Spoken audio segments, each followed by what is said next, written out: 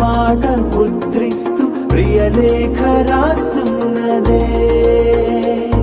అస్తు అస్తు నిన్నే నాకిస్తూ తథాస్తంటూ దేవతలు వరమే ఇస్తూ, చూస్తూ చూస్తూ నా తపనే చూస్తూ విజయోస్తంటూ మన పేర శుభలేఖేస్తూ